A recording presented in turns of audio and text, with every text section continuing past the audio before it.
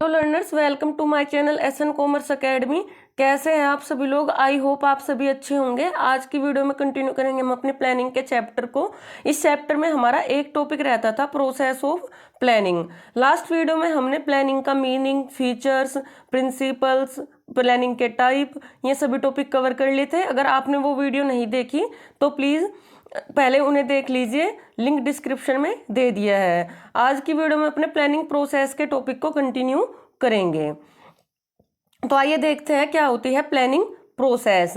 जैसा कि आप सभी जानते ही हैं कि किसी भी काम को करने से पहले हमें उसके बारे में प्लानिंग करनी होती है, चाहे आपका वो पर्सनल गोल हो या ऑर्गेनाइजेशन ऑब्जेक्टिव हो। तो हम किस तरीके से प्लानिंग कर सकते हैं, ये प्रोसेस हमें दी गई है। प्रोसेस सिंपली कोई भी कार्य के करने के स्टेप होते हैं कि हमें किसी काम को करने के लिए क्या क्या स्टेप लेने पड़ते हैं। प्लानिंग प्रोसेस के यहाँ पर 6 स्टेप दिए गए हैं। सबसे फर्स्ट स्टेप है establishment of objective. Establishment of objective का मतलब है कि आप सबसे पहले अपने क्या सेट करोगे, गोल सेट करोगे, अपने उद्देश्य सेट करोगे कि आपको क्या करना है। Establishment of objective. उसके बाद आपका सेकंड स्टेप है डेवलपिंग प्रीमिसेस। डेवलपिंग प्रीमिसेस का मतलब है कि प्लानिंग, जैसे आप सभी समझते हो कि फ्यूचर के लिए होती है। जो भी फ्यूचर में होगा वो इवेंट अनसर्टेन होता है। जैसे गवर्नमेंट की पॉलिसी में कोई चेंज आ सकता है, क्लाइमेट कंडीशन में कुछ चेंज हो सकता है। तो आप वो सभी अजम्पशंस डेवलप करके चलोगे ताकि आपको भविष्य में कोई दिक्कत ना हो। नेक्स्ट आपका प्लानिंग प्रोसेस का स्टेप है evaluating and selection of alternative. Evaluation and selecting of alternative का मतलब है कि किसी भी काम को करने के कई तरीके हो सकते हैं। आप अपने लिए बेस्ट अल्टरनेटिव को चुनेंगे। पहले आप देखोगे कि जो काम आपको करना है उसके लिए कितने अल्टरनेटिव हो सकते हैं और उसमें से आप अपने अनुसार बेस्ट अल्टरनेटिव को चुनोगे। फॉर एग्जाम्पल, जैसे कि आपको मास्टर्स करनी है अपनी ग्रेजुएशन के बाद, तो आपके पास कई ऑप्शन हो सकते हैं अलग अलग यूनिवर्सिटीज़ के, कॉलेज के।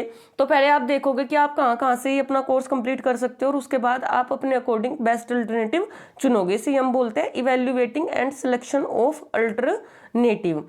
नेक्स्ट आपका स्टेप है फॉर्मुलेटिंग डेरिवेटिव प्लान।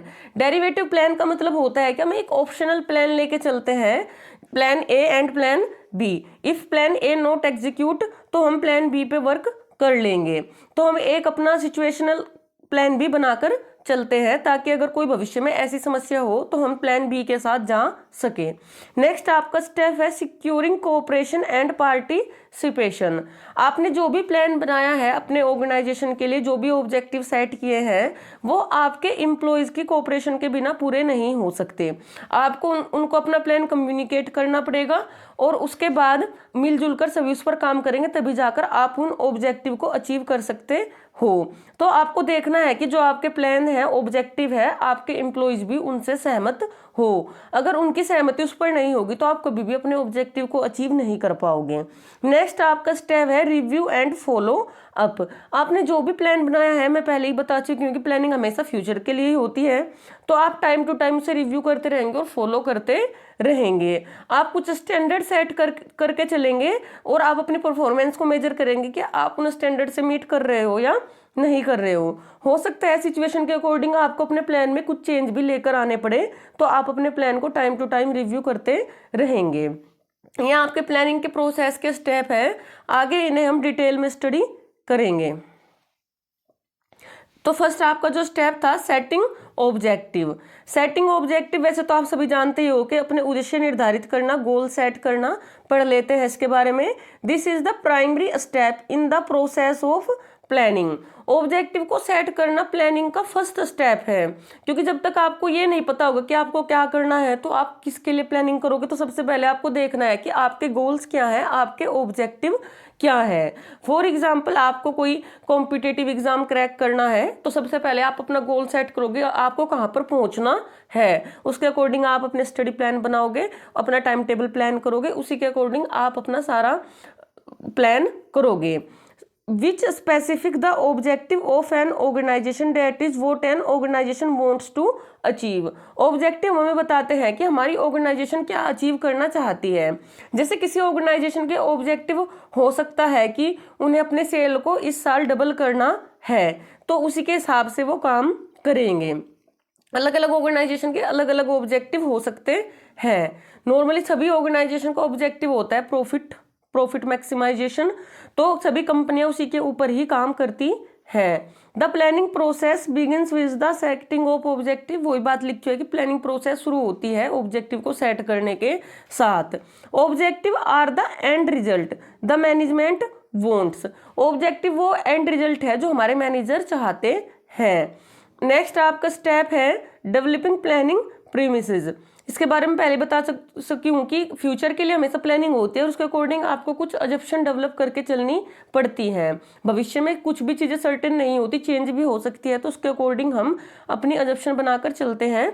यहाँ पर लिखा हुआ है planning is essentially focus on the future. Planning किस पे फोकस करती है? फ्यूचर पर। And are certain events which are expected to affect the policy formation. भविष्य में कुछ ऐसे इवेंट्स हो सकते हैं जो हमारी पॉलिसी को, हमारी प्लानिंग को अफेक्ट करें। Such events are external in nature, ये इवेंट्स एक्सटर्नल होते हैं, उन पर हमारा कंट्रोल भी नहीं होता। अगर हम इन इवेंट्स को इग्नोर करेंगे तो हम अपने प्लान को एग्जीक्यूट नहीं कर पाएंगे। नेक्स्ट आपका थर्ड स्टेप है आइडेंटिफाई कोर्स ऑफ एक्शन।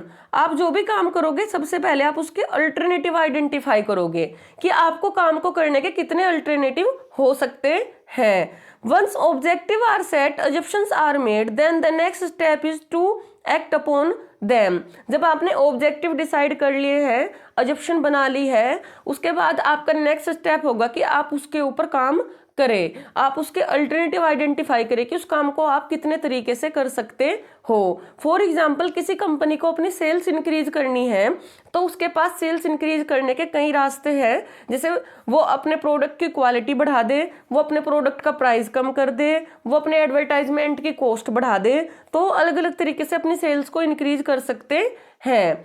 तो हम सबसे पहले अपने अल्टरनेटिव आइडेंटिफाई करेंगे और उसके बाद देखेंगे कि इस अल्टरनेटिव के साथ जाना हमारे लिए बेस्ट होगा। तो नेक्स्ट स्टेप है आपका evaluating alternative course of action. आपने किसी प्लान को, किसी ऑब्जेक्टिव को पूरा करने के लिए जितने भी अल्टरनेटिव डेवलप किए हैं उसके बाद आप उनको इवेल्युएट करोगे। इवेल्युएट करने का मतलब यहाँ पर यही है कि आप उनके पॉजिटिव और निगेटिव एक्सपेक्ट को देखकर चलोगे। आपके पास जो भी अल्टरनेटिव होगा उसका कुछ पॉजिटिव बातें भी होंगी और कुछ निगेटिव भी होंगी, आप दोनों को ही कंसीडर करोगे और आप उस अल्टरनेटिव के साथ जाओगे जहां पर आपकी कॉस्ट मिनिमम हो और आपका प्रॉफिट मैक्सिमम हो। वही बात यहाँ पर लिखी हुई है, every alternative is evaluated in terms of lower cost lower risk. आप उस अल्टरनेटिव के साथ जाओगे जहां पर कॉस्ट भी लोअर हो, रिस्क भी लोअर हो और हाई रिटर्न्स, और रिटर्न आपके हाई हो। तो evaluating alternative course of action, आप अपने सभी अल्टरनेटिव को इवेल्युएट करोगे। जो नेक्स्ट आपका स्टेप है वो है selection the one best alternative, selecting one best alternative. आप एक सबसे बेस्ट अल्टरनेटिव अपने लिए चुनोगे। The best plan which is most profitable plan and with minimum negative effect is adopted and implemented.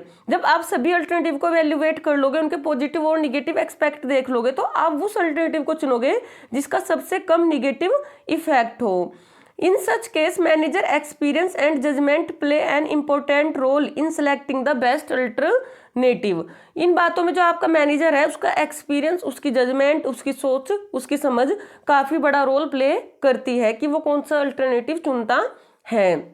Next आपका स्टेप है फॉर्मुलेटिंग डेरिवेटिव्स प्लान्स। आप एक बार अपना मेन प्लान बना लोगे लेकिन उसके साथ साथ एक ऑप्शन प्लान भी लेके चलोगे। अगर आपका प्लान ए एग्जीक्यूट नहीं हो पाता तो उस सिचुएशन में आप प्लान बी पर काम करोगे। Derivative plan are supporting plans. जो डेरिवेटिव प्लान्स होते हैं वो आपके सपोर्टिंग प्लान्स होते हैं which are formulated for executing the primary plan. When primary plan is decide the next logic step is formulate the derivative plan. Derivative plan वो plan होते हैं जो आपके प्राइमरी प्लान को सपोर्ट करते हैं और अगर किसी वजह से प्राइमरी प्लान में कुछ एग्जीक्यूट नहीं हो पा रहा तो आप डेरिवेटिव प्लान के साथ काम कर सकते हो। नेक्स्ट आपका स्टेप है प्लानिंग प्रोसेस का implementing the plan. Implementing the plan, यानी प्लान को इम्प्लीमेंट करना। This step is where other manager function come into the picture. जब आप कोई प्लान बना लेते हो तो उसके बाद आप उसको इम्प्लीमेंट करोगे, अपने एम्प्लॉयज के साथ कम्युनिकेट करोगे और अपने प्लान को एक्शन में लेके आओगे। तो implementing the plan, the step involve locating the resources. इस स्टेप में आप अपने रिसोर्सेज को लोकेट करोगे, प्लान को पूरा करने के लिए लेबर को ऑर्गेनाइज करोगे और आपको मशीनरी वगैरह जिस भी प्रोडक्ट की नीड है उसको परचेज करोगे। आपका प्लानिंग का लास्ट स्टेप है follow up action and revise the plan. आप टाइम टू टाइम अपने एक्शंस को फॉलो अप करते रहोगे और अगर कोई सिचुएशन में आपको प्लान को चेंज करने की नीड है तो आप उसे चेंज भी करोगे। Monitoring the plan consistently and taking feedback at regular interval is called follow up. आप टाइम टू टाइम अपने एम्प्लॉयज से फीडबैक लेते रहोगे। Monitoring of plan is very important to ensure the plan are being implemented according to the schedule. Plan की monitoring करना काफी important है ताकि आपको टाइम टू टाइम पता चलता रहे कि आपने जैसा सोचा था आपके प्लान वैसे ही इम्प्लीमेंट हो रहे हैं या नहीं। कुल मिला के आप रेगुलर चेक अपने प्लान को करते रहोगे। इसी के साथ आपका प्लानिंग प्रोसेस का टॉपिक पूरा होता है। अगर आपको वीडियो इन्फॉर्मेटिव लगी हो तो प्लीज़ लाइक एंड सब्सक्राइब। और हाँ, आपको जिस भी नेक्स्ट टॉपिक पर वीडियो चाहिए तो प्लीज़ कमेंट बॉक्स में आप टॉपिक का नाम दे सकते हो, हम उसी पे कोशिश करेंगे कि नेक्स्ट वीडियो लेकर आएँ। Thank you.